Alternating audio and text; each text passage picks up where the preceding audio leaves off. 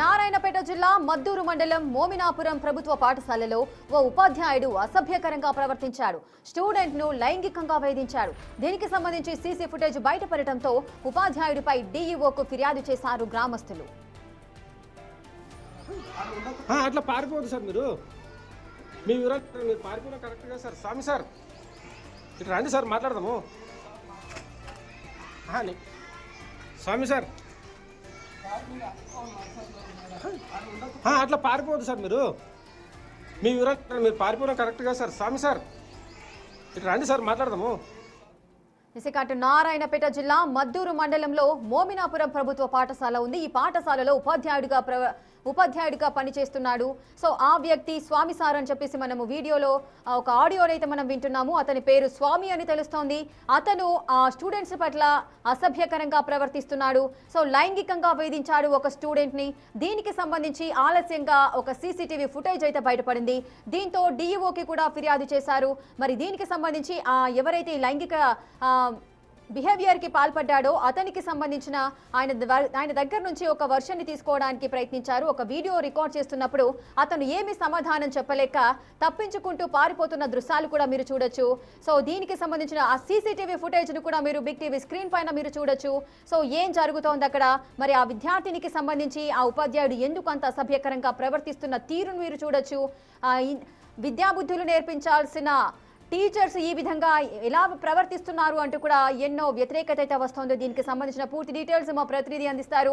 శంకర్, అసలు ఏం జరుగుతోంది? విద్యాబుద్ధులు నేర్పించాల్సిన ఉపాధ్యాయులు ఈ లైంగిక వేధింపులకు పాల్పడటం ఏంటి? దీనికి సంబంధించిన అప్డేట్స్ ఏంటి? అధికారులు ఏమంటున్నారు? నారాయణపేట జిల్లా కొడంగల్ నియోజకవర్గానికి సంబంధించి మద్దూరు మండలానికి సంబంధించి మోమినాపూర్ గ్రామంలో ప్రాథమిక పాఠశాలలో ఈ ఘటన చోటు చేసుకుంది. ఈ ఘటనకు సంబంధించి సీసీ ఫుటేజ్ లో చాలా క్లియర్ గా చూడొచ్చు. ఒక విద్యార్థిని పట్ల ఒక ఉపాధ్యాయుడు అసభ్యంగా ప్రవర్తించడంతో ఇది కాస్త ఆలస్యంగా వెలుగులోకి వచ్చింది. మొత్తంగా ఈ సీసీ ఫుటేజ్ చూసిన తర్వాత బంధువులు పూర్తిగా ఆగ్రహానికి గురయ్యారు. మొత్తంగా అక్కడికి వెళ్లి ఆ యొక్క ఉపాధ్యాయుని ప్రశ్నించడంతో పాటు అతను అక్కడ నుంచి వెళ్లినటువంటి విజువల్స్ మనం క్లియర్ గా చూడొచ్చు. మొత్తంగా విద్యాబుద్ధులు నేర్పాల్సినటువంటి ఒక ఉపాధ్యాయుడు ఈ రకంగా విద్యార్థులతో అసభ్యంగా ప్రవర్తించడంతో స్థానికంగా మొత్తం కూడా ప్రజలంతా కూడా ఫైర్ అవుతున్నారు. ఎందుకంటే పిల్లలను నమ్మి తాము పంపిస్తాం చదువుకోవడానికి, కానీ ఇట్లాంటి వాళ్ళ వల్ల పూర్తిగా విద్యా వ్యవస్థ అంతా కూడా నాశనం అయిపోతుందని చెప్పి కూడా సీరియస్ అవుతున్నారు. దీని మీద ఇప్పటికే డీఈఓ కూడా ఫిర్యాదు చేసినట్టు తెలుస్తుంది. మొత్తంగా డీఈఓ దీనికి సంబంధించి పూర్తి విచారణ చేపట్టినట్టుగా తెలుస్తుంది. దీనిపైన పోలీసు ఎంక్వైరీ కూడా స్టార్ట్ అయ్యే అవకాశాలు కనిపించడంతో మొత్తంగా ఈ వారం కాస్త హాట్ టాపిక్ గా మారుతున్నటువంటి పరిస్థితి కనిపిస్తుంది.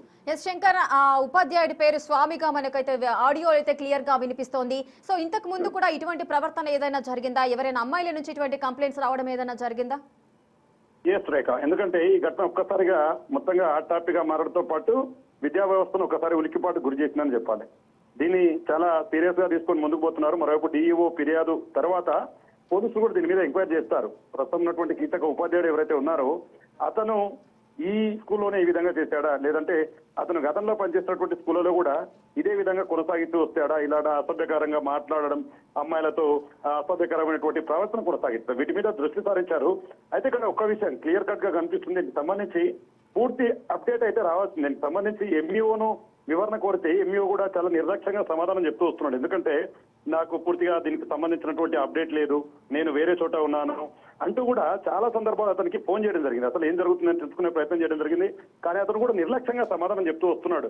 మొత్తంగా ఒకసారిగా ఒకవైపు ప్రభుత్వం విద్యార్థుల పట్ల వారికి సంబంధించినటువంటి విద్య పట్ల చాలా క్లియర్ గా ఉండాలి, చాలా నీట్ గా వాళ్ళకి విద్యాభ్యాసం నేర్పించాలని చెప్పి కూడా సీరియస్ గా ముందుకు పోతుంది. కానీ కొంతమంది ఈ విధంగా నిర్లక్ష్యపరులైనటువంటి టీచర్స్ వల్ల కావచ్చు, ఉపాధ్యాయుల వల్ల కావచ్చు, మొత్తం వ్యవస్థ అంతా కూడా గాడి తప్పుతుందని చెప్పి కూడా స్థానికంగా పెద్ద చర్చ నడుస్తుంది. మరి సాయంత్రంలోగా పోలీస్ స్టేషన్ లో ఇతనికి సంబంధించి పూర్తి ఫిర్యాదు చేయనున్నారు. దాంతో పోలీసులు రంగప్రవేశం చేసిన తర్వాత ఈ కీచక ఉపాధ్యాయుడు ఇదే స్కూల్లో ఇలా చేశాడో, లేదంటే గతంలో తను పనిచేసినటువంటి స్కూళ్ళలో కూడా ఈ విధమైనటువంటి కార్యకలాపాలకు తెరలేపడనే క్రమంలో కూడా పూర్తి స్థాయిలో ఎంక్వైరీ స్టార్ట్ అయింది. మొత్తంగా ఒక్కసారిగా ఈ వార్త కాస్త దావాలను వ్యాపించడంతో పాటు ఒకవైపు విద్యాశాఖను ఉలిక్కిపాటు గురి చేసింది. దీంతో ఒకసారిగా విద్యాశాఖ అధికారులంతా కూడా అలర్ట్ అయ్యారు. మొత్తంగా అన్ని స్కూళ్లలో కూడా ఇంకేమైనా ఇలాంటి జరుగుతున్న కోణంలో కూడా దర్యాప్తు వేగవంతం చేసినటువంటి సిచ్యువేషన్ గడపొచ్చింది. ఇక బాలికకు సంబంధించినటువంటి బంధువులు అయితే చాలా ఫైర్ అవుతున్నారు. అతన్ని కొట్టడానికి కూడా వెళ్ళినట్టుగా చేస్తుంది. కానీ అక్కడ నుంచి తప్పించుకుపోయినటువంటి విజువల్స్ కూడా మనం క్లియర్ గా చూడొచ్చు. ఏదేమైనా సాయంత్రంలోగా దీనికి సంబంధించి పూర్తి అప్డేట్ వచ్చే అవకాశాలు కనిపిస్తున్నాయి Rekha. Right, thank you Shankar, thanks for the details.